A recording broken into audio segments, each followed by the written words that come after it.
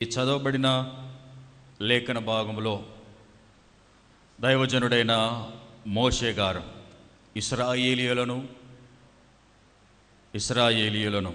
430 సంవత్సరముల బానిసత్వము నుండి దేవుని చేత ఏర్పరచుకొనిన వాడైన మోషే ద్వారా నాయకత్వం వహించి నాయకునిగా ఐగుప్తు బానిసత్వము నుండి విడిపించిన నాయకుడిగా ఉన్నాడు.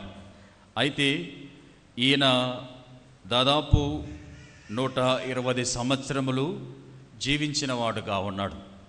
120 సంవత్సరములో 40 సంవత్సరములు ఫరో వారి ఇంటిలో వారి కుమార్తెతో నివసించిన వాడుగా ఉన్నాడు. ఇంకొక 40 సంవత్సరములు ఆయన తన మామ దగ్గర ఉన్నవాడుగా ఉన్నాడు. ఇంకొక 40 సంవత్సరములు ఇశ్రాయేలీయులను పాలు తేనెలు ప్రవహించు దేశమునకు నడిపించిన వాడుగా ఉన్నాడు. తన 120 సంవత్సరముల జీవితం. అయితే ఈ 40 సంవత్సరములో ఇశ్రాయేలీయులను ఐగుప్తు బానిసత్వము నుండి వారిని విడిపించి నడిపించి ముందుకు కొనసాగుతుంటున్న దినాలలో దైవజనుడైన మోషే గారు ఆయన తన వృద్ధాప్యమందు మోయాబు మన్యమందు నిలిచుండి దాదాపు ఆయన 40 సంవత్సరములు నడిపిస్తూ పాలు తేనెలు ప్రవహించు దేశమునకు ఇంకా కొద్ది దూరంలో ఉండిన సందర్భంలో వారికి మరి ఒక్కసారి దేవుని యొక్క ధర్మశాస్త్ర నియమ నిబంధనలను తెలియపరుస్తున్న వాడుగా ఉన్నాడని మనవి చేస్తూ ఉంటున్నా. ఏవైతే నిర్గమకాండము, లేవియకాండము, సంఖ్యాకాండములో ధర్మశాస్త్రపు మాటలు ఉన్నాయో వాటిని తిరిగి రెండవ మారు ఈ ద్వితీయోపదేశ కాండములో దేవుని ఆజ్ఞలను కట్టడలను తెలియచేయడమైనది. అదే ద్వితీయోపదేశ కాండం. ద్వితీయ అంటే 2 మనకు తెలుసు. అది మరలా జరిగిన వాటిని మోషే దేవుని ద్వారా ప్రేరేపింపబడి తెలియపరచబడిన మాటలే.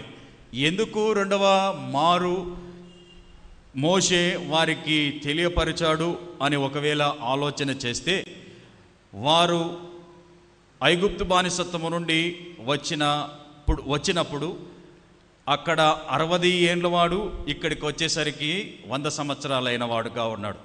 అప్పుడు 1వ సంవత్సరంగా ఉన్నవాడు ఇక్కడికి వచ్చేసరికి 40 సంవత్సరాలైన వాడుగా ఉన్నాడు. 20 అయినవాడు 60కు వచ్చిన వాడుగా ఉన్నాడు. 30లో ఉన్నవాడు 70కు వచ్చిన వాడుగా ఉన్నాడు. అంటే ఇంకొక తరం వచ్చినది. ఇంకొక తరం, పిల్లల తరం, వారు పెద్దల తరానికి నడిపింపబోతూ ఉన్నప్పుడు అప్పుడు యవనస్తులుగా ఉన్నవారు ఇప్పటికి వచ్చేసరికి వృద్ధాప్యముల దశలోనికి వచ్చిన వారుగా ఉండినందున మరొక తరానికి దేవుని మాటలు మరలా దేవుని ఆజ్ఞలు వారికి తెలియజేయడమైనది.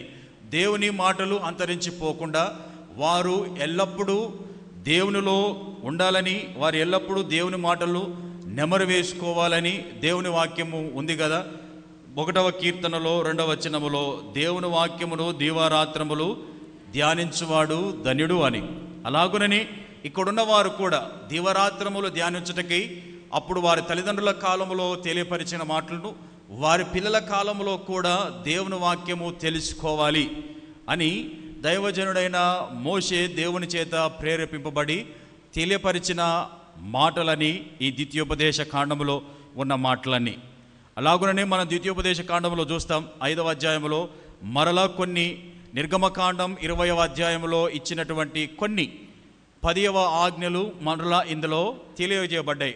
అక్కడ ఉన్నవి మరలా ఇక్కడ కొన్ని హైలైట్ చేసి మాట్లాడిన మాటలు తెలియపరుస్తూ ఉన్నాడు.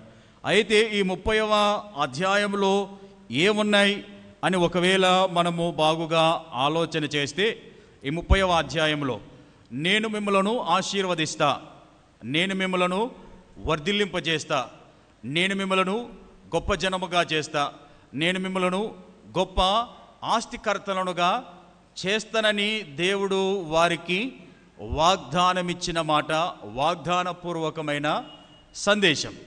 ఈ మధ్యాహ్న కాల సమయమున మనము ధ్యానించుకునబోయే వాక్య భాగమునకు అంశ భాగం పరిశుద్ధ జీవితం ద్వారా మేలు చేసే దేవుడు. పరిశుద్ధ జీవితం ద్వారా మేలు చేసే దేవుడు. మేలులు దేవుని దగ్గర నుండి ఊరికే రావు. దేవునికి తగినట్టుగా జీవిస్తే, ఆయన ఆజ్ఞల అనుగుణంగా మనం నడిస్తే, దాని ప్రకారంగా కొనసాగిస్తే, దాని ప్రకారంగా జీవిస్తే, అనుసరిస్తే మనము దేవుని చేత వర్ధిల్లింపబడతాం, మనము దేవుని చేత ఆశీర్వదింపబడతాం. ఇక్కడ దేవుడు అదే మాటలు తెలియజేస్తూ ఉన్నాడు 30వ అధ్యాయంలో. నేను నీకు వినిపించిన ఈ సంగతులన్నీ అనగా దీవెనయు శాపమును నీ మీదికి వచ్చిన తర్వాత నీ దేవుడైన యెహోవా నిన్ను వెళ్ళగొట్టించిన సమస్త జనముల మధ్య వాటిని జ్ఞాపకము చేసుకుని నీ దేవుడైన యెహోవా వైపు తిరిగి నేడు నేను నీకు ఆజ్ఞాపించు సమస్తమును బట్టి నీ పూర్ణ హృదయముతో నీ పూర్ణాత్మతో ఆయన మాట నీవును నీ సంతతి వారును వినిన ఎడల. దేవుడు ఏదైతే చెప్తే దాన్ని విని దాని ప్రకారంగా నడుస్తామో దేవుని ఆశీర్వాదాలు మనతో ఉంటాయి. బైబిల్లో ఒక మాట ఉంది, కొరింథీ రాసిన పత్రికల అపోస్తుడైన పౌలు మాట్లాడిన మాట, వినుట వలన విశ్వాసం కలుగును. అది విశ్వాసపూరితమైన మాట, వాగ్దానపూర్వకమైన మాట. దేవుడు వారిలో విశ్వాసం, వారిలో నమ్మకం, వారిలో నీతి పెంపొందించలాగున ఈ మాటలు తెలియజేస్తూ ఉన్నాడు. ఎందుకు అనంటే 9-10 వచనాల్లో మరొకసారి ఆ మాట ఉన్నది. 8 నుంచి 10 వచనం వరకు దేవుని వాక్యం చదువుకుందాం. నీవు తిరిగి వచ్చి యెహోవా మాట విని నేను నేడు నీకు ఆజ్ఞాపించు ఆయన మాటలన్నింటినీ గైకొనుచుందువు. మరియు నీ దేవుడైన యెహోవా నీ చేతి పనులన్నింటి విషయంలోనూ, నీ గర్భఫల విషయంలోనూ, నీ పశువుల విషయంలోనూ, నీ భూమి పంట విషయంలోనూ నీకు మేలు కలుగునట్లు నిన్ను వర్ధిల్ల చేయుదును. ఈ ధర్మశాస్త్ర గ్రంథమందు వ్రాయబడిన ఆయన ఆజ్ఞలను కట్టడలను నీవు గైకొని నీ దేవుడైన యెహోవా మాట విని నీ పూర్ణ హృదయముతోనూ నీ పూర్ణాత్మతోనూ నీ దేవుడైన యెహోవా వైపు మళ్ళినప్పుడు యెహోవా నీ పితరుల యందు ఆనందించినట్లు నీకు మేలు చేయుటకు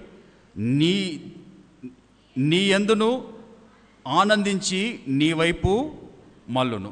దేవుడు ఇక్కడ మొదటి మాటల్లో స్పష్టంగా తెలియజేసినది ఏంటంటే, నీవు నా వైపు తిరిగిన ఎడల నీవు వర్ధిల్లుతావు. దేని విషయంలో వర్ధిల్లుతాము అనంటే 9వ వచనంలో ఒక మాట ఉన్నది, నీ చేతి పనులన్నింటి విషయంలోనూ, నీ గర్భఫల విషయంలోనూ, నీ పశువుల విషయంలోనూ, భూమి పంట విషయంలోనూ నీకు మేలు కలుగునట్లు నిన్ను వర్ధిల్లింపజేయుదును. అంటే నిన్ను ఆశీర్వదిస్తానని దేవుడు ఇక్కడ చక్కగా తెలియపరిచినటువంటి మాటలు. దేవుడు మందిరానికి వచ్చినంత మాత్రాన మనం ఆశీర్వదింపబడం, అంతేనా?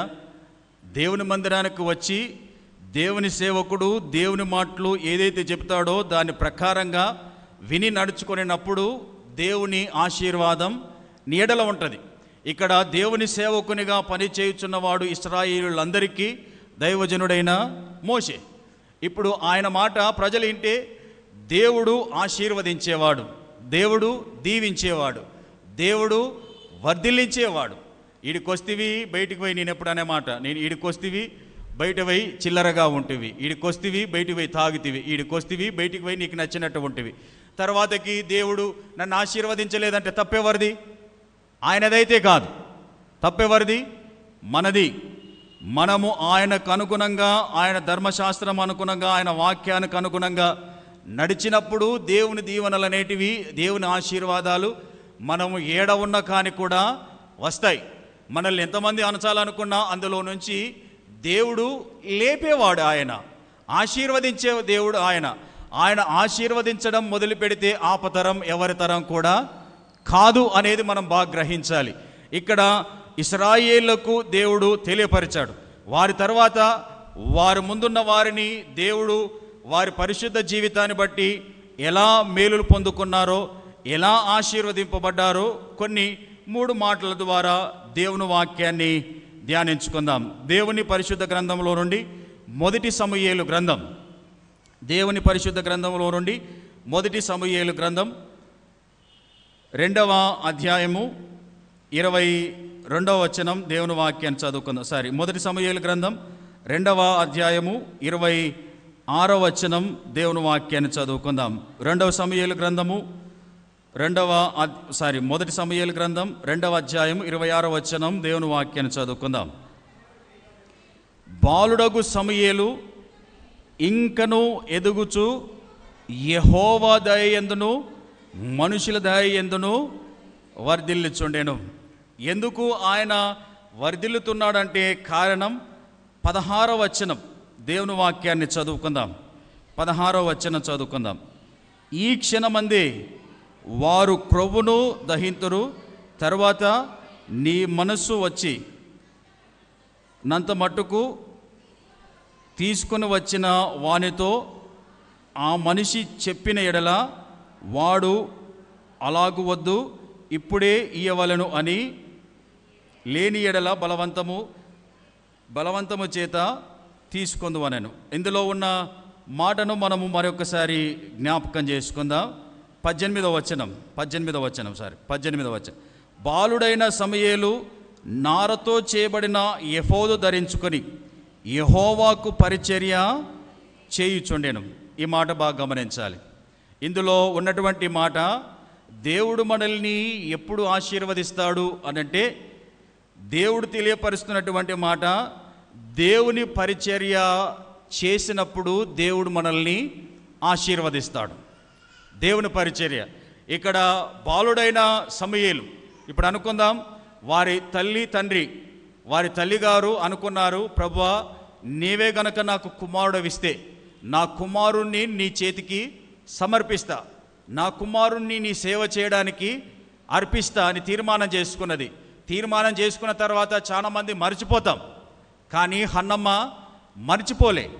ఆ తీర్మానానికి తగినట్టుగా బాలుడు పాలు విడిచిన తర్వాత దేవుని మందిరములో దేవుని సేవకుడైన ఏలి దగ్గర దేవుని కొరకు పరిచర్య చేయడం కొరకై తల్లి వదిలిపెట్టినది. దాదాపు పాలు వదిలిన పిల్లగాడు ఎన్ని సంవత్సరాల వాడో ఉంటాడు? ఇప్పటి దినాల్లో అయితే 2 సంవత్సరాలు, 3 సంవత్సరాలు, లేదా మహా అనుకుంటే 5 సంవత్సరాలు. 5 సంవత్సరాల పిల్లవాడు దేవుని పరిచర్య చేయడానికి ఇష్టపడ్డాడు, దేవుని సేవ చేయడానికి ఇష్టపడ్డాడు. దేవుని పరిచర్య చేస్తున్న విధానాన్ని బట్టియే దేవుడు రెండవదిగా ఆయన్ను ఆశీర్వదించడం కంటే మునుపు ఆయనతో మాట్లాడడానికి దేవుడు ఇష్టపడ్డాడు. ఏలితో మాట్లాడడం కంటే మునుపు ఏలితో అనేక సార్లు మాట్లాడిన దేవుడు, మాట్లాడి ఇశ్రాయేలు ప్రజలను దేవుని చిత్త ప్రకారంగా నడిపించిన వ్యక్తి ఏలి.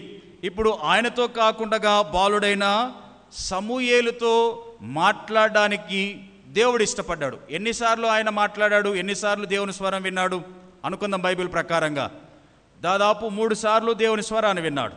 దేవునితో మాట్లాడిన వాడుగా ఉన్నాడు. తర్వాత ఏలి ఇది దేవుని స్వరమే అని తెలియపరిచిన తర్వాత ఆయన తెలుసుకొని దేవునికి తగినట్టుగా జీవించడం నేర్చుకున్నాడు. సంగమా, ఇక్కడ ఉన్న మనమందరం దేవుని పరిచర్య చేయడానికి ఇష్టపడితే దేవుడు సమూయేలును ఆశీర్వదించినట్లుగా మనల్ని కూడా ఆశీర్వదిస్తాడు. బాలుడైన సమూయేలును దేవుడు ఎంతగా ఆశీర్వదించినాడు అని ఒకవేళ మనం బాగుగా ఆలోచన చేస్తే, బాలుడైన సమూయేలును దేవుడు క్రమక్రమేణి దినాలు వెళ్ళే కొద్దీ గుణాలు మారుతాయంట, లోక సామెత అంతేనా? దినాలు పోయే కొద్దీ గుణాలు తెలిసి వస్తాయంట. కానీ దినాలు పోయే కొలది, వయసు పెరిగే కొలది సమూయేలు దేవునితో ఇంకా ఎక్కువ సన్నిహిత సంబంధం కలిగి ఉన్నాడు.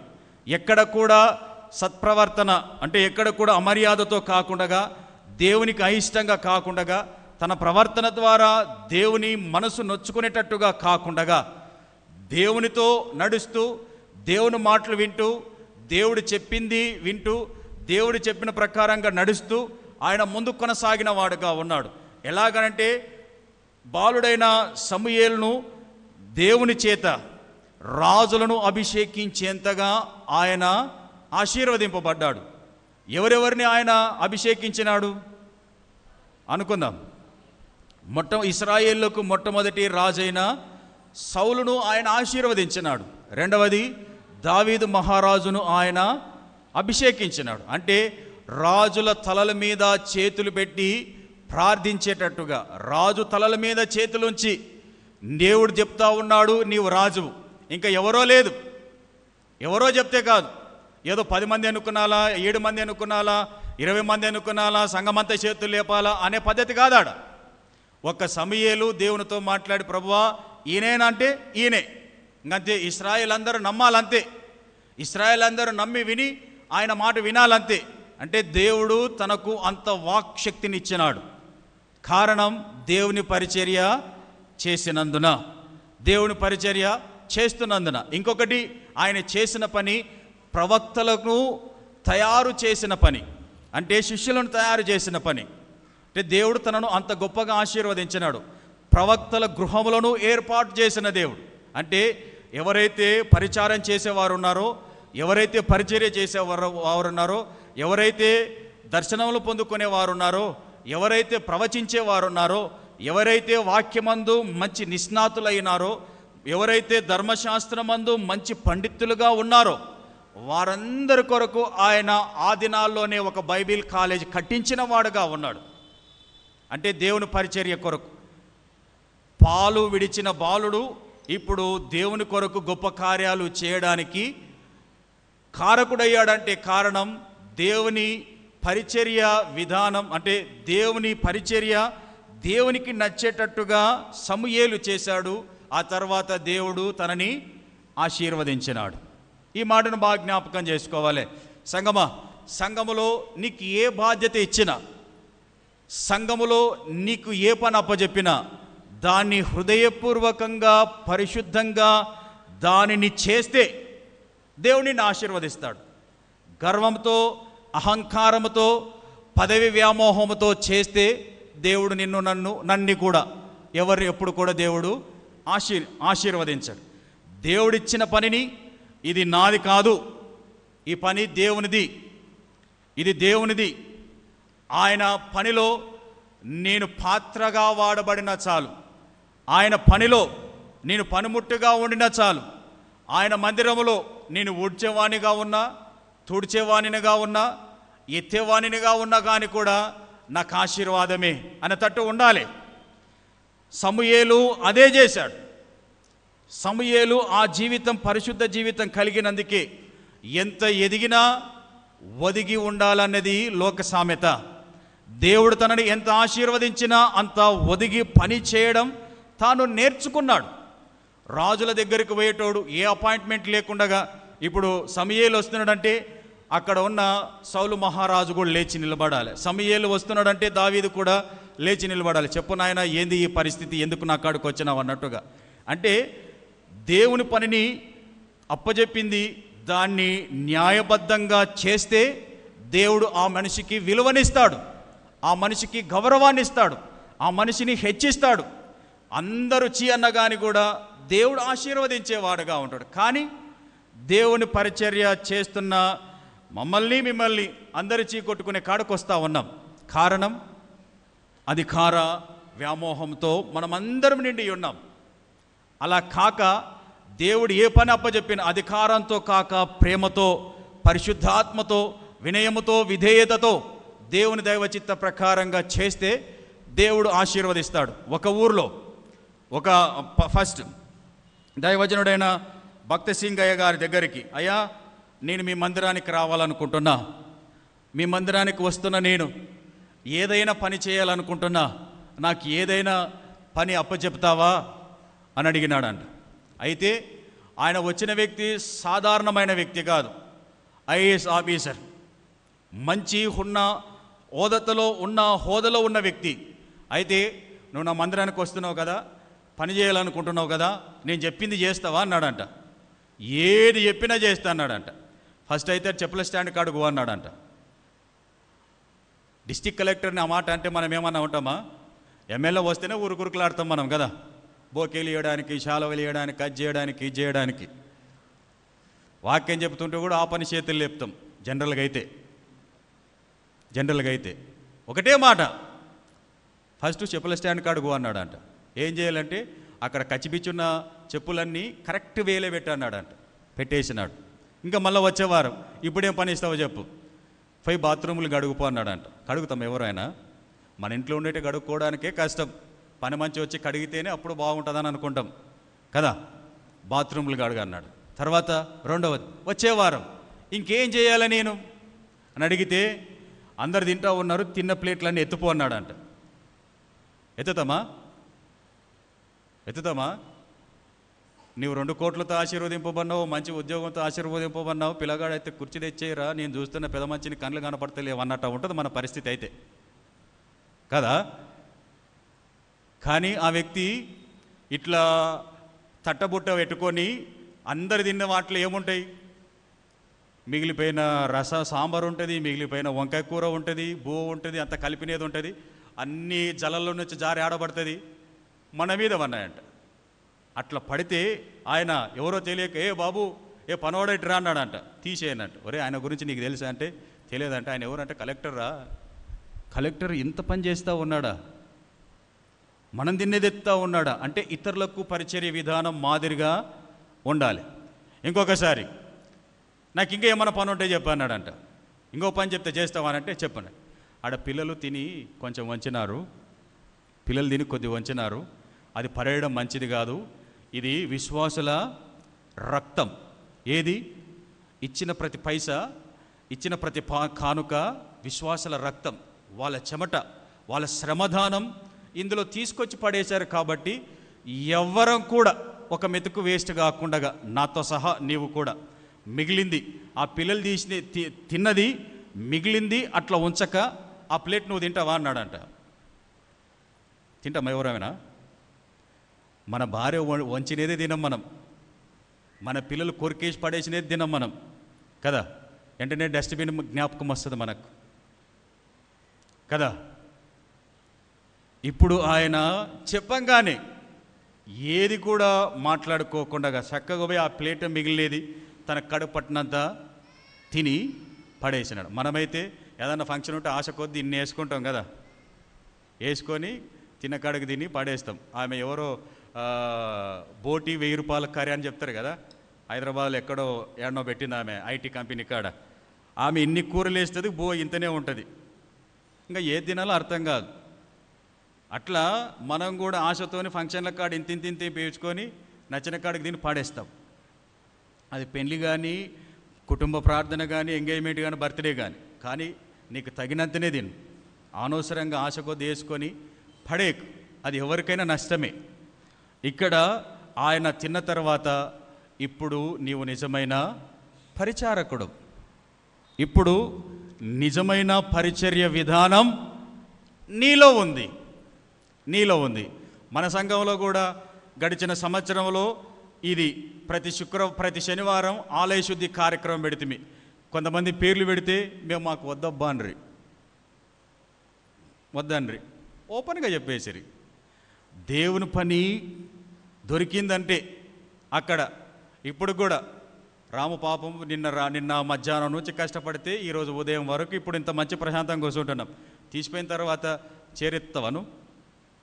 ఎత్తుతావా? నీకు ఆశ కలిగితే ఎత్తే మనసు రావాలే.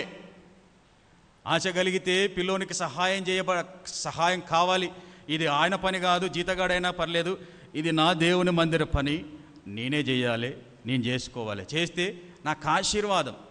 కొంతమంది చూస్తేనే పని చేస్తారు, మంది లేకుంటే అసలు పని చేయరు. అది కూడా ఉంటుంది కదా. 10 మంది మన మీద ఎప్పుడు ఫోకస్ కావాలి, మన మీద ఉండాలి, మనతో ఉండాలి అని అనుకుంటాం.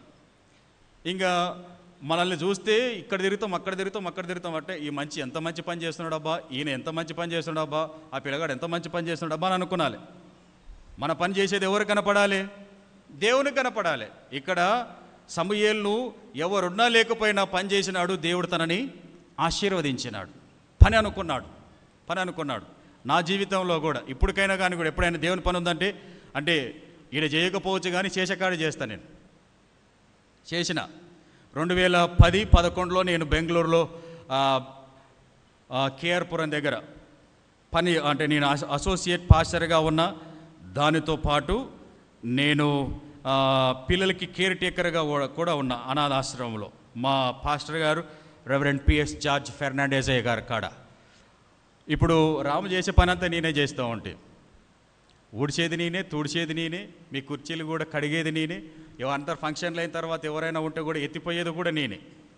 నేను మళ్ళీ ఇంటికాడ నుంచి హాస్టల్ కాడ నుంచి వచ్చేటప్పుడు సూటు బూట్ వేసుకొని వస్తుంటే, అక్కడికి వచ్చిన తర్వాత అన్నీ తీసేసి మరలా అన్నీ కడిగి అంత ఎత్తేసి అందరూ వచ్చిన తర్వాత ఏం తెలియని లెక్కలు మళ్ళీ టీప్ టాప్న రెడీగా కూర్చుంటుంటే అట్లయింది 1 సంవత్సరం. అంటే దేవుని పని చేయడానికి సిగ్గుపడలే. ఇది పాస్టర్ గారి పని కాదు, ఇది ఎవరి పని? దేవుని పని. అట్లయి వచ్చిన తర్వాత 1 year నేను అక్కడ నుంచి చేసి వచ్చిన తర్వాత నా స్థానంలో ఇంకొకరు పోయినారు. ఆ పని ఎవరు చేయలేకపోయినారు.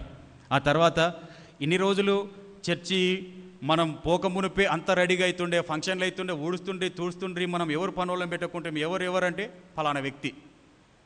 అప్పుడు పాస్టర్ గారు తెలుసుకున్నారు, మేడికొండ ఎక్కడ, బెంగళూరు ఎక్కడ. 6 సార్లు నా కాడికి వచ్చినాడు. 6 సార్లు నా కాడికి వచ్చినాడు.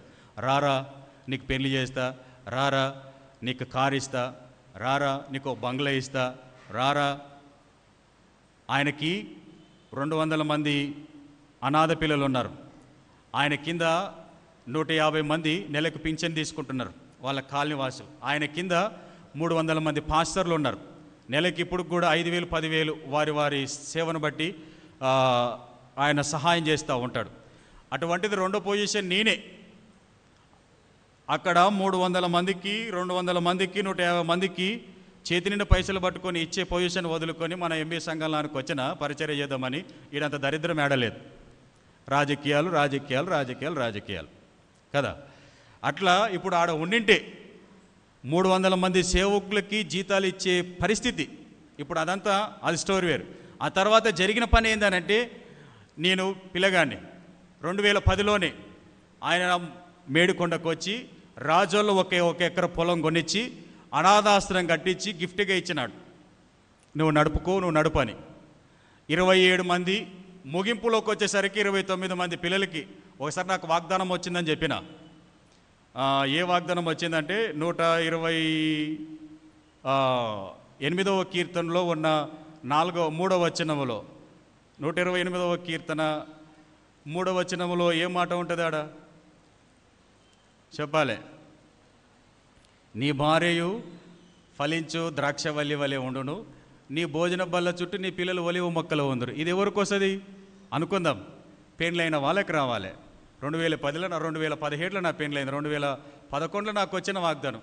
ఇట్లా వస్తే నేను తీసి అందులోనే పడేసిన. నాకు పెళ్లి కాలే, ఇంత నాకే ఆడపిల్లలు అవుతారు, ఇప్పుడే కాదు అని అనుకుని ఆడ పడేసిన మళ్ళీ రెండోసారి తీస్తే కూడా మళ్ళీ అదే వచ్చింది. ఇదేదో నాకే తగులుతట ఉంది, మరి పెళ్ళి అవుతుందేమో తెలియదు అని తీసుకున్నా. కానీ అదే సంవత్సరం దేవుడు 27 మంది పిల్లలను అక్కడ ఉంచి తండ్రి బాధ్యతగా చేయడానికి దేవుడు కృప చూపించినాడు. దేవుని పని నిస్వార్థంగా చేస్తే దేవుని పరిచర్యను బట్టి దేవుని ఆశీర్వాదాలు దేవుడిస్తాడు. ఇప్పటికీ కూడా ఆ స్థలం అట్లే ఉంది. మా పెళ్ళైన తర్వాత కరోనా వచ్చిన తర్వాత అది ముయ్యబడింది. ఆ తర్వాత పిల్లల్ని వేరే హాస్టల్ స్కూల్కి పంపించినాం. నెక్స్ట్ దాన్ని ఒక బైబిల్ కాలేజ్ అనో లేదంటే దాన్ని ఒక వృద్ధాప్య ఆశ్రమం చేయాలని ఆశ కలిగి ఉన్నాం. దేవుని చిత్తం రాకడ ఆలస్యమైతే ఈ వచ్చే నెల కానీ ఈ నెలలో కానీ ఒకసారి బెంగళూరుకి వెళ్ళి మరలా దాని పునరుద్ధరణ పనులు చేపట్టాలని ఆశపడతా ఉంటున్నాం. మన గద్వాల్ డిస్టిక్లో ఏ పాస్టర్కి లేని ఆధిక్యతను దేవుడు నాకు ఇచ్చినాడు, దాన్ని కొనసాగించాలని. అంటే దేవుని పరిచర్యను నమ్మకంగా చేస్తూ ఉన్నందుకు ఏడ ఉన్న కానీ కూడా దేవుడు పట్టుకొని తీసుకొచ్చి దేవుని పని అప్పచెప్తా ఉన్నాడు. మీరు అనుకుంటున్నారు మీ సంఘానికి రాక మునుపు ఇప్పుడు మన అశోక్ సార్ ఎట్లయితే చేస్తూ ఉన్నారో, మన అశోక్ సార్ మన చర్చికి వచ్చే అశోక్ సార్ ఎలక్ట్రికల్ డిపార్ట్మెంట్లో పనిచేసేవారు. ఆయన ఎట్లయితే నెలకెట్లా ఒకరికి సాయం చేస్తాడో, ఇడికి రాక మునుపు నేనున్న 5 ఏళ్లలో చెన్నిపాడులో నాకు తెలిసిన ఒక సంస్థ ద్వారా 30 నుండి 40 లక్షల సహాయం చేయించిన. 30 నుండి 40 లక్షల సహాయం. ఏ ఒక్క వ్యక్తి కాడ కూడా ఏ రూపాయి కూడా ఆశించకుండగా. ఇప్పుడు ఒకవేళ పాశ్రమ్మ గారు, అంటే కొంతమంది ఎవరైనా అనాథలు ఉంటే, కుంటి వాళ్ళు ఉంటే, గుడ్డి వాళ్ళు ఉంటే, లేదా పాశ్రమ్మలు భర్తలు చనిపోయిన వాళ్ళు ఉంటే, భార్యలు చనిపోయిన వారు ఉంటే వాళ్ళకు కుట్టు మిషన్లు ఇప్పించడం, లేదా వారికి జిరాక్స్ మిషన్ ఇప్పించడం, వారికి ఇంకొకటి పేపర్ ప్లేట్ల మిషన్ ఇప్పించడం, తెలిసిన వారికి దేవుడు ఒక అంటే లోక సామెత ఉంది కదా, పెట్టలేకపోతే పెట్టెలైనా చూపించమన్నాడు. అది అట్లా ఇచ్చిన తర్వాత ఆ సంస్థకి నేనే అంటే నా గొప్ప గురించి చెప్పుకోవట్లేదు కానీ దేవుని మహిమార్థమై చెప్తా ఉన్న ఈ పరిచర్య విధానాలని బట్టి వాళ్ళు ఒక కిట్కి వచ్చేసి ఒకరికి ఎవరికైనా సహాయం చేయాలనుకుంటే ఒక 30 మంది సేవకులు, ఒక 30 మంది కుటుంబాలకు ఇస్తే ఒకసారికి ₹1,00,000 ఇచ్చేటోళ్ళు. ఎప్పటికైనా కానీ కూడా అకౌంట్ నేను నా చేతికి తీసుకునేటోనిగా డైరెక్ట్ వాళ్ళ చేతికి ఏ షాపు అయితే ఉందో ఆ షాప్కి ఇవ్వడం, వాళ్ళ నుండి 30 ప్యాకెట్లు 3,000 సరికి ఇవ్వడం. వాళ్ళు సీడ్ ఆర్గనైజేషన్ వాళ్ళు ఒకటి ఇచ్చినారు నాకు ఒక లిస్ట్. వాళ్ళ దగ్గర 12 వస్తువులే ఉన్నాయి. నేను 22 వస్తువులు తయారు చేసి పెట్టిన, ఇంకొక 10 వస్తువులు. ఇంత డబ్బు నువ్వు ఎవరికైనా ఇస్తే దాంట్లో ఇంకా 10 నుండి 1,200 వరకు మిగులుతూ ఉంది.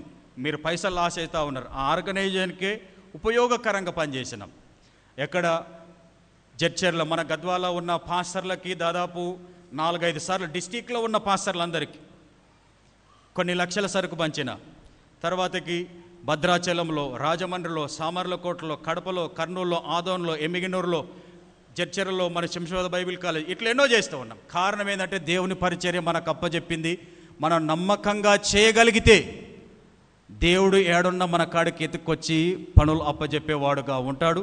మన ద్వారా ఇతరులు ఆశీర్వదింపబడేవారుగా, మన ద్వారా ఇతరులు మేలు పొందుకునేటట్టుగా దేవుడు చేస్తాడు. కాబట్టి సంగమ పరిశుద్ధ జీవితానికి తగినట్టుగా సమూయేలు ఉన్నాడు. కాబట్టి తాను చేసిన పరిచర్య విధానాన్ని బట్టి దేవుడు తనను ఆశీర్వదించినాడు. సంగమ ఇక్కడ ఉన్న నీవు నేను మనమందరం పరిచర్య నిజంగా దేవుని మహిమార్థమై చేస్తే, అవి కౌన్సిల్ మెంబర్స్ కావచ్చు, ఉమెన్స్ కౌన్సిల్ మెంబర్స్ కావచ్చు, యూత్ మెంబర్స్ కావచ్చు, క్వైర్ వారు కావచ్చు, సండే స్కూల్ వారు కావచ్చు, ఈ కౌన్సిల్ లేకపోయినా దేవుని పని చేయాలని నీకు ప్రేరేపిస్తే ఏదైనా చెయ్యి దేవుని మహిమార్థమై. దేవుడు సమూయేలును ఆశీర్వదించినట్లుగా నిన్ను నన్ను అందరినీ ఆశీర్వదించి దేవుడు మనల్ని వర్ధిల్లా చేసేటట్టుగా దేవుడు చేస్తాడు. రెండవది దినవృత్తాంతముల గ్రంథం, దేవుని పరిశుద్ధ గ్రంథంలో నుండి 26వ అధ్యాయం, పరిశుద్ధ గ్రంథంలో నుండి 2వ దినవృత్తాంతముల గ్రంథం 26వ అధ్యాయము 5వ వచనం. దేవుని పరిశుద్ధ గ్రంథములో నుండి 2వ దినవృత్తాంతముల గ్రంథం 26వ అధ్యాయము 5వ వచనం. దేవుని ప్రత్యక్షత విషయమందు తెలివి కలిగిన జకర్య దినములలో అతడు దేవుణ్ణి ఆశ్రయించెను. అతడు యెహోవాను ఆశ్రయించినంత కాలము దేవుడు అతన్ని వర్ధిల్లజేసెను. ఇక్కడ ఉన్న వ్యక్తి రాజు. ఈ రాజు పేరు ఉజ్జియా. ఎవరి కాలంలో ఉన్న రాజు అనంటే, రాజ్యం విడిపోయిన తర్వాత ఈయన దక్షిణ రాజ్యానికి ఉన్న వ్యక్తి. ఈయన కాలములోనే యెషయా ప్రవక్త ప్రవచించిన వాడుగా ఉన్నాడు. ఒకవేళ మనము అర్థం కావడానికి యెషయా గ్రంథం 1వ అధ్యాయము 1వ వచనములో మనం తీసి చదివితే అక్కడ ఉంటాడు ఈ వ్యక్తి. 1వ అధ్యాయం 1వ వచనం తీసిన వారు చదువుదాం. ఉజ్జియా, యోతాము, ఆహాజు, హిజ్కియా యూదా రాజుల దినములలో యూదాను గూర్చి యెరూషలేమును గూర్చియు ఆమోజు కుమారుడు యెషయాకు కలిగిన దర్శనం. ఇందులో రెండవది, ఉజ్జియా ఆశీర్వదింపబడడానికి కారణం ఉజ్జియా యెహోవాను ఆశ్రయించెను. మొదటి వ్యక్తి దేవుని పరిచర్య చేసినందున ఆశీర్వదింపబడ్డాడు. రెండవ వ్యక్తి దేవుణ్ణి ఆశ్రయించినందున దేవుని ఆశీర్వాదం పొందుకొని ఉన్నాడు ఉజ్జియా. రాజైన ఉజ్జియా మంచి భక్తిపరుడు, దేవుని కొరకు మంచి కార్యాలు చేసినవాడు, యథార్థవంతుడు. ఆయన విగ్రహారాధన పడగొట్టినవాడు, దేవతా స్తంభములను పడగొట్టినవాడు, తన ప్రజలైన వారికి మంచి మేలు చేయాలని కోరుకొని ఉన్నవాడు. ఇప్పుడు ఎవరైనా రాజు అయితే, ఇప్పుడు అనుకుందాం, జనరల్గా మనకు అర్థం కావడానికి చెప్తా ఉన్నా, అధికారులైన వారందరూ హామీలు ఇస్తున్నారు, హామీలు అవి నెరవేర్చక ఎవరైనా మాట్లాడితే మీ నాలుక మందమయ్యింది అని అంటున్నారు అధికారులు. ఇప్పుడు కింద ఉన్న ప్రజలు, కార్యకర్తలు, మాకు మీరు ఇచ్చిన హామీలు నెరవేరలేదు, మాకు రాలేదు అని అంటే మీ నాలుకలు మందమైనాయి, మీ చెవులు బాగలేవు, నేను అప్పుడే 6 హామీలు పూర్తి చేసిన, సూపర్ 6 మొదలయ్యింది, ముగించబడింది అని అంటున్నారు. కానీ ఎవరు కూడా పొందుకోలేదు. అంటే అంత అపకీర్తి నాయకులైన వారు కూడగట్టుకుంటున్నారు.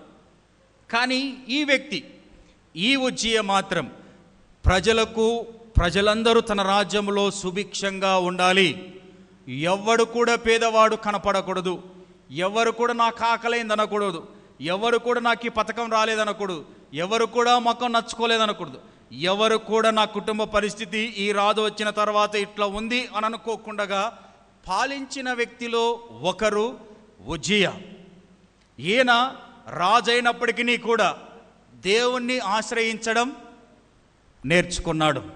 ప్రభా, నేను రాజైనప్పటికీ, నా కింద నాకు రాజ్యం ఉన్నప్పటికీ, నేను రాజభవంతిలో ఉన్నప్పటికీ, నాకు సైన్యం ఉన్నప్పటికీ, సైన్యాధిపతులు ఉన్నప్పటికీ, సేనాధిపతులు ఉన్నప్పటికీ, నాకు భార్య పిల్లలు ఉన్నప్పటికీ, నేను కేకేస్తే కొన్ని లక్షల మంది వచ్చే బలం ఉండినేనో సరే, ఆయనని ఎవరు ఆశ్రయిస్తూ ఉన్నారు?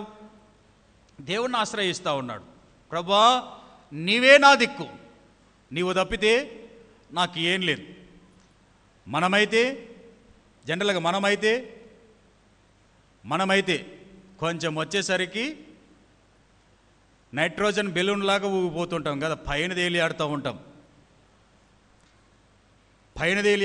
ఈ సంవత్సరం గద్వాల్లో ఏ బెలూన్లు ఊగులాడతలేవు. పోయిన సంవత్సరం కాసందు ఊగులాడుతుండే, ఆడ ఉన్న కనపడుతుండే, యా మీద నెక్కిన కనపడతా ఉండే. అట్లా ఈ వ్యక్తి అట్లా అనుకోలే. ప్రభువా, నీవే నా ఆశ్రయం, నీవే నా ఆశ్రయం, నీవే నా ఆశ్రయదుర్గం, నీవే నా ప్రాకారం, నీవే నా కంచుగల, నీవే నా కంచె, నీవే నా కాపుదల, నీవే నా భద్రత.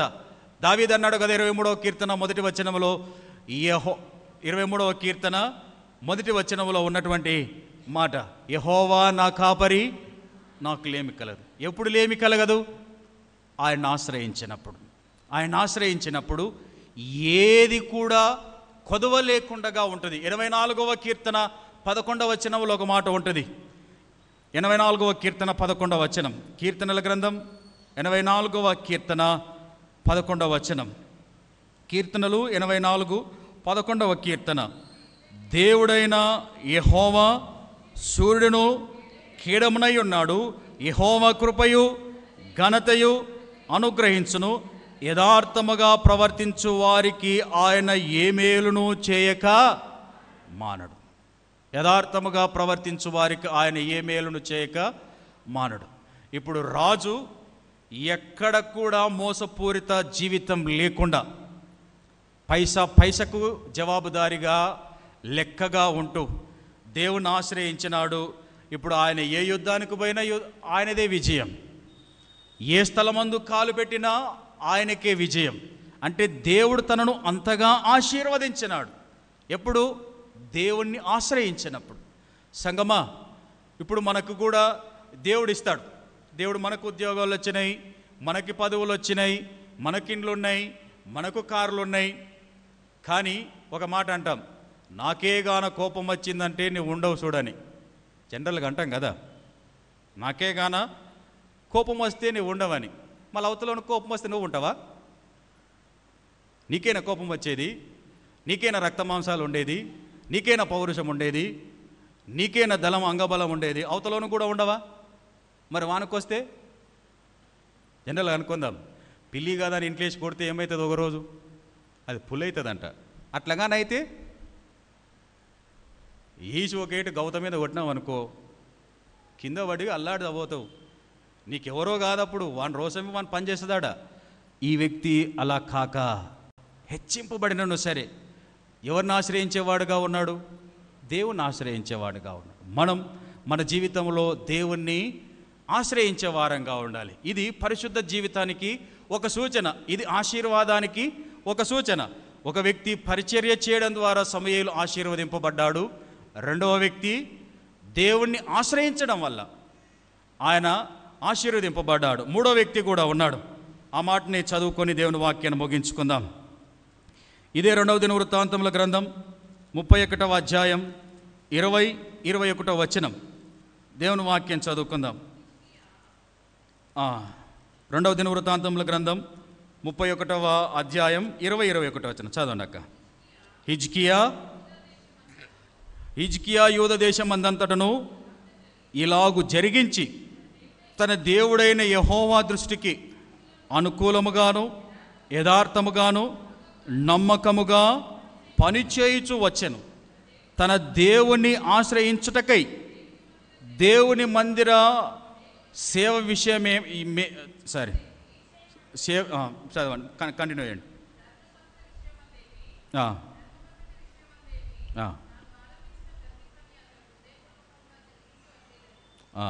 దేవుడి మాట దీవించును గాక. రాజైన హిజ్కియా, ఈయన కూడా యూదా రాజులలో ఒకడు. మరలా యెషయా గ్రంథం 1వ అధ్యాయం 2-3 పేరు ఈయనదే ఉంటుంది. 3వ పేరు ఈయనదే ఉంటుంది. ఈయన ఇశ్రాయేలీయులైన యూదా జనాంగాన్ని బాగుగా పరిపాలించిన వ్యక్తిలో ఈయన ఒకరు. ఉజ్జియా ఒకరు, ఆ తర్వాత హిజ్కియా ఒకరు. ఈయన యెహోవాను అనుసరించెను. ఒకరేమో దేవుని ఆశ్రయించినందున ఆశీర్వాదం పొందుకున్నారు. ఇంకొకరేమో దేవుణ్ణి అనుసరించినందున దేవుడు వారిని ఆశీర్వదించాను. అనుకరించడం కాదు, అనుకరించడం అంటే మిమిక్రీ చేయడం కదా. అనుసరించడం అంటే ఫాలో కావడం. అంటే దేవుడు తన జీవితానికి మాదిరిగా తీసుకొని మాదిరికరంగా ఇతరులకు పనిచేశాడు. అంటే నెక్స్ట్ వచ్చే రాజు ఎవరైనా ఉంటే ఆయన కూడా తన వలె పనిచేయాలనే అనుసరణలోనికి వెళ్ళినవాడిగా ఉన్నాడు. బైబిల్లో నూతన నిబంధనలో ఒక వ్యక్తి అంటాడు, నేను క్రీస్తును పోలి నడుచుకొని ఉన్న ప్రకారము మీరును క్రీస్తును పోలి నడుచుకొనుడి. నేను క్రీస్తును పోలి నడుచుకొనుచున్న ప్రకారము మీరు నన్ను పోలి నడుచుకొనుడి. అంటే తన జీవితం ఇతరులకు మాదిరికరంగా ఉంది. క్రీస్తు యేసు ప్రభు ఎటువంటి జీవితాన్నైతే ఆయన జీవించాడో ఇప్పుడు అలాగున్నే పౌలు అనుసరించినాడు, అలాగున్నే పౌలు జీవించినాడు. ఇందులో ఉన్నటువంటి మాట దేవుడు తనకిచ్చిన పనిని బట్టి మాట్లాడుతూ ఉన్నాం. తన దేవుడైన యెహోవా దృష్టికి అనుకూలముగాను యథార్థముగాను నమ్మకముగాను పని చేయుచుండెను. ఎటువంటి తారతమ్య భేదాలు లేకుండా, నేను ఉన్నవాడిని నువ్వు లేనివాడవు, నేను కర్రవాడిని నువ్వు ఎర్రవాడివి అనేటివి ఏ క్యాస్ట్ జెండర్ ఫీలింగ్స్ లేకుండా దేవుడు చక్కగా హిజ్కియాకు అప్పచెప్పిన పని చేసినాడు. చేస్తున్నందున అది పని దేవునికి ఇష్టమయ్యింది. ఇప్పుడు దేవుడు అంటున్నాడు, తాను 9వ వచనంలో తాను ఆరంభించిన ప్రతి పని అతడు హృదయపూర్వకముగా జరిగించి వర్ధిల్లెను. అంటే దేవుణ్ణి అనుసరించినందున ఏ పని చేసినా దేవుడు తనని వర్ధిల్లుట అంటే ఆశీర్వదింపబడటమే. ఆయన అంత గొప్పగా ఆశీర్వదించినాడు. నమ్మకత్వం అనేది దేవునిలో చాలా పని చేస్తుంది. నమ్మకం లేకపోతే దేవుని దగ్గర వర్ధిల్లడు. కొద్ది విషయంలో నమ్మకమైన వాడు అనేకమైన వాటిలో ఆయన ఆశీర్వదిస్తాడు, వర్ధిల్లుతాడు. ఇప్పుడు నీకు ఇచ్చినది ఇంత అయితే ఇంతను కూడా ఇంత లేకుండా చేస్తే దేవుడు నీకు ఇస్తాడా? చాలామంది తల్లిదండ్రుల ఆస్తులను కూర్చొని అరగగా తరిగిపోతూ ఉన్నాయి. తల్లిదండ్రులు వారి చెమటోడ్చి అంటే సంపాదించిన ఆస్తులన్నింటినీ అరగదు తరగదు కరగని ఆస్తిని సముద్రమైన కొండైనా కరిగేటట్టుగా చేస్తూ ఉన్నాం. కాబట్టి సంగమా, ఈయన దేవుణ్ణి ఆశ్రయించినాడు, తర్వాత దేవుని అనుసరించినాడు. హృదయపూర్వకంగా చేసిన పనిని బట్టి దేవుడు ఆయనను ఆశీర్వదించినాడు. దేవుడు అంటాడు, నీకు 1 ఇస్తే దాన్ని 2 చేయాలి, మల్టిప్లై చేయమన్నాడు. 5 ఇస్తే 10 చేయమన్నాడు, 10 ఇస్తే 20 చేయమన్నాడు. అట్లా మన జీవితాలు ఉండాలి. దేవుడిచ్చిన తలాంతులను వృద్ధి చేసుకునేటట్టుగా. ఇప్పుడు ఈయన యథార్థవంతుడు, నీతిమంతుడు, నమ్మకస్తుడు, దేవునికి నచ్చినట్టుగా చేశాడు. కాబట్టి ఈయనకు మరణకరమైన రోగము సంభవించగా దేవుడు ఏం చేసినాడు? ఒకసారి యెషయా గ్రంథం 38వ అధ్యాయం చదువుకుందాం. యెషయా గ్రంథం 38వ అధ్యాయము 1 నుండి 6 వరకు చదువుతా మనం విందామంతే.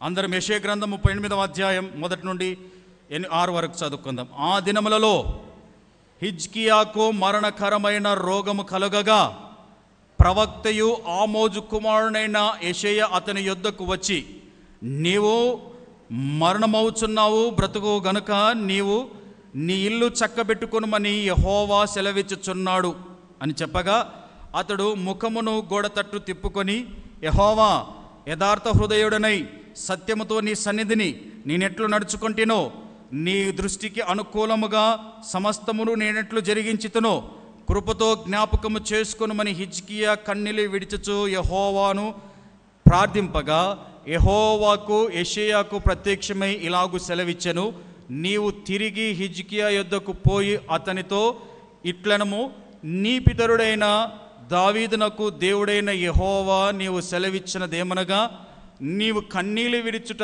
చూచితిని, నీ ప్రార్థన నేను అంగీకరించి ఉన్నాను. ఇంకా 15 సంవత్సరముల ఆయుషము నీకిచ్చేదను, మరియు ఈ పట్టణమును నేను కాపాడుచు నిన్నును ఈ పట్టణమును ఆయుషురాజు చేతిలో పడకుండా విడిపించేదను. ఎంత గొప్ప ఆశీర్వాదం, ఎంత గొప్ప ఆశీర్వాదం కదా. ఈయన ప్రార్థన చేస్తే, ఈయన కన్నీళ్ళు ఇడిస్తే దేవుడు చూడలేకుండా ఉండకపోయినాడు. ఈయనకు రోగం వస్తే ప్రార్థిస్తే దేవుడు మరలా వెంటనే ముట్టి స్వస్థపరిచి 15 సంవత్సరాలు ఆయుష్ను దేవుడిచ్చినాడు. ఈయన మాట్లాడే మాటల్లోనే మాట్లాడుతున్నటువంటి మాట యథార్థ హృదయం. తర్వాత 3వ వచనములో దాంట్లోనే యథార్థ హృదయం, సత్యము. ఆ తర్వాత నీ సన్నిధిలో నేను ఎట్లు నడుచుకుంటునో. 4వ మాట అయినటువంటి నీ దృష్టికి అనుకూలముగా సమస్తమును నేనెట్లు జరిగించుతునో. దేవుడికే ఛాలెంజ్ విసురుతా ఉన్నా, నేను చేసిన పని నువ్వు చూడలేదా? నేను జీవించిన జీవిత విధానం నువ్వు చూడలేదా? నేను నీ కొరకు ఎంత కష్టపడుతున్నాయ్యా, నన్ను చూడవా అనే ఆ మాట దేవుడు కనికరం పొందుకునేటట్టుగా చేసింది. ఈ దినాల్లో చాలామంది సార్ వచ్చి ప్రార్థన చేస్తే కూడా బాగా కాకపాయమ్మ సచ్చిపాయ మా ఓడు అని అంటారు కదా. హిజ్కియా ఎవరు ప్రార్థన చేసినారు? హిజ్కియాకి ఎవరన్నా ప్రార్థన చేసినారా? హిజ్కియానే చేసుకున్నాడా? హిజ్కియాకు రోగం వస్తే హిజ్కియానే ప్రార్థన చేసుకున్నాడు, హిజ్కియానే బాగుపన్నాడు. ఊకనన్నా కానీ ఆ డాక్టర్ కాడికి పోతే బతికించలే, ఆ సేవకుని కాడికి పోతే బాగాలే, ఆ మంది మీద గాలి మాటలు వదిలిపెట్టాలి. నీకు రోగం వచ్చింది, నువ్వు ట్యాబ్లెట్ వేసుకుంటేనే తగ్గుతుంది. నాకు జ్వరం వచ్చిందని మా పాశ్రమం వేసుకుంటే లేని రోగాలు వస్తాయి, అంతే కదా? కాదది. కాబట్టి హిజ్కియా వచ్చింది, హిజ్కియా అడిగినాడు, హిజ్కియానే బాగైనాడు. ఇప్పుడు మనం కూడా ఆశీర్వదింపబడాలంటే మనం దేవుని దగ్గరికి రావాలా. ఒకరు పరిచర్య చేయడం ద్వారా ఆశీర్వదింపబడ్డారు, ఇంకొకరు దేవుణ్ణి ఆశ్రయించడం ద్వారా ఆశీర్వదింపబడ్డారు, ఇంకొకరు దేవుణ్ణి అనుసరించడం ద్వారా ఆశీర్వదింపబడ్డాడు. అందుకనే నూతన నిబంధన అపోస్తుల కార్యంలో 2 మాటలు చదువుకొని ఈ మాటను ముగిస్తా. దేవుని కార్యంలోనికి ముందు అపోస్తుల కార్యములు 2వ అధ్యాయము. అపోస్తుల కార్యములు 2వ అధ్యాయము. దేవుడు అంటాడు, నేను మిమ్ములను ఆశీర్వాదించుట కొరకే పిలిచితినని దేవుడు తెలియపరిచిన మాట ఉండదని మీకు మనవి చేస్తూ ఉంటున్నా. ఆ తర్వాత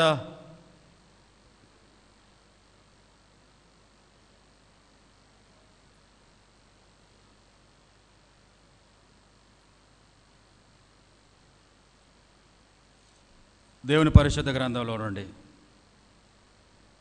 అపోస్తలుడైన పౌలు 2వ కొరింథీయులకు రాసిన పత్రిక 8వ అధ్యాయం 9వ వచనం చదువుదాం. మనలందరినీ ఆశీర్వదించట కొరకై ఆయన ఏ విధంగా మార్చబడ్డాడో.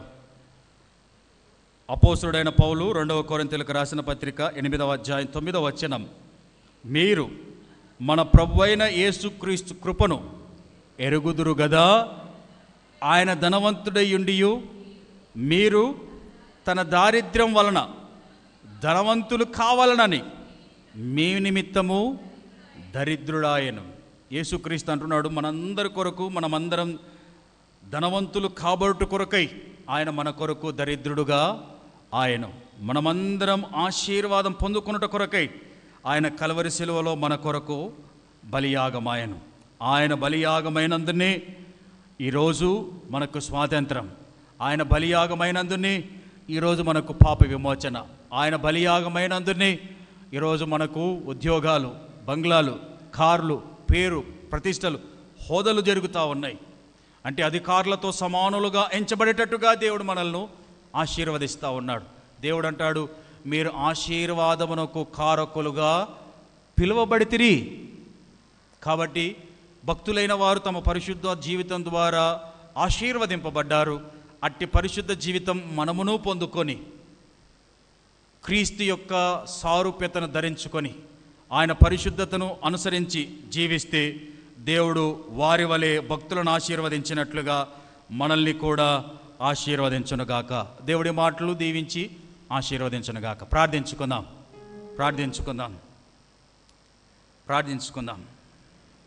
సంగమా, దేవుడు నిన్ను నన్ను మనలందరినీ ఆశీర్వదించాలని తన కుమారుడైన యేసుక్రీస్తును మరణపు ముళ్ళు విరిచి మరణమును జయించి పునరుత్థానుడైన దేవుడు నిన్ను నన్ను ఆశీర్వదించాలని దేవుడు కోరుకొని ఉన్నది. కాబట్టి మనం దరిద్రులముగా కాక ధనవంతులముగా మార్చబడుటకై కల్వరి శిలువలో ఆయన మన కొరకు అప్పగింపబడెను. కల్వరి శిలువలో ఆయన మన కొరకు మరణించెను అని. సంగమా, ఆయన మనల్ని ఆశీర్వాదం పొందుకొనుటకే, ఆశీర్వదించుటకే పిలువబడిన వారు. భక్తుడైన సమూయేలు పరిచర్య విధానాన్ని బట్టి ఆశీర్వదింపబడ్డాడు. రాజైన ఉజ్జియా దేవుని ఆశ్రయించట ద్వారా ఆశీర్వదింపబడెను. రాజైన హిజ్కియా దేవుని అనుసరించినందున దేవుని ఆశీర్వాదం పొందుకొనెను. సంగమా, నీవు నేను మనమందరమును ఆయనతో ఆయన ద్వారా ఆశీర్వదింపబడ్డకు సంసిద్ధపడదాం. మనలో ఉన్న మాలిన్యాన్ని వదిలిపెట్టి, మనలో ఉన్న కుట్ర కుతంత్రాలను, ఆలోచనలను వదిలిపెట్టి, మనలో ఉన్న ఇబ్బందులను తొలగించుకొని, దేవునికి అయిష్టమైనవి తీసివేసుకొని, దేవునికి ఇష్టపూర్వకంగా మనం ఉండినట్లయితే దేవుడు మనల్ని గొప్పగా ప్రతి విషయంలో ఆయన ఆశీర్వదించే దేవుడుగా ఉంటాడని ప్రభు పేరిట సేవకునిగా మనవి చేస్తూ ఉంటున్నా. ప్రభు పేరిట వచ్చువాడు దేవుని మందిరములో నుండి దేవుని సేవకుడు దేవుని ప్రజల విషయమై ఆశీర్వాద వచనం పలుకునుగాక. అది విన్న మీరు ఆశీర్వాదం పొందుకొందురుగాక అని కీర్తనల గ్రంథం 118లో తెలియజేయబడినట్లుగా మనం ఆశీర్వాదాన్ని పొందుకునే వారంగా ఉండాలని మనవి చేస్తూ ఉంటున్నా. అందరం, ప్రభా, నాకున్న పేదరికాన్ని, నాకున్న ఇబ్బందిని తొలగించండి. నా పవిత్ర జీవితం ద్వారా నేను ఉద్యోగం పొందుకొనుటకు నాకు సహాయం చేయండి. నాకున్న పవిత్ర జీవితం ద్వారా ఒక మంచి భర్తను పొందుకొనుటకు, నాకున్న పవిత్ర జీవితం ద్వారా ఒక మంచి భార్యను పొందుకొనుటకు, నాకున్న పవిత్ర జీవితం ద్వారా ఒక ఉన్నతమైన స్థాయిని పొందుకోవాలని, నాకున్న మంచి పవిత్రమైన జీవితం ద్వారా పొడు గుడిసెలో ఉన్న నేను మంచి ఇంట్లో ఉండాలని, నాకున్న పవిత్రమైన జీవితం ద్వారా 10 మందిలో మంచి పేరు సంపాదించుకోవాలి, సమాజంలోనూ సంఘములోనూ మంచి పేరు సంపాదించుకునేటట్టుగా ప్రభువా నన్ను చేయి. భక్తులైన వారు నీకు తగినట్లుగా జీవించి పరిశుద్ధత జీవితం ద్వారా, ప్రవర్తన ద్వారా, పనుల ద్వారా నీ నుండి మేలు పొందుకొని ఉన్నారు. నేనును కూడా ప్రభువా అట్టి మేలును పొందుకునే కృపను నాకు అనుగ్రహించుమని దేవుని అడుగుదాం.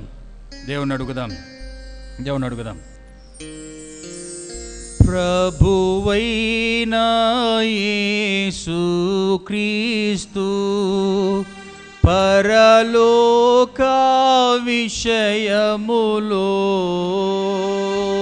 ప్రభువైన యేసుక్రీస్తు పరలోక విషయములో ప్రతి ఆశీర్వాదమును ప్రసాదించితివి.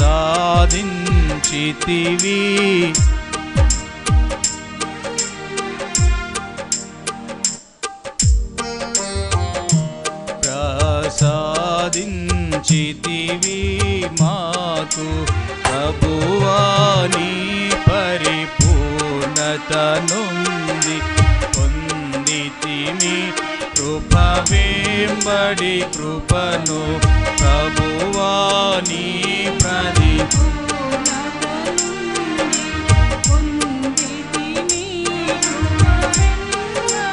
కృపను దేవా నీ ప్రజల